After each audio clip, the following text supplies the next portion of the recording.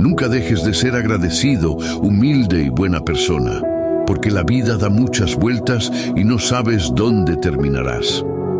Esta frase encierra una profunda verdad que armoniza con el corazón del mensaje bíblico. La gratitud, la humildad y la bondad no son solo virtudes momentáneas, sino semillas eternas que, sembradas a lo largo del camino, florecen incluso en los lugares más inesperados.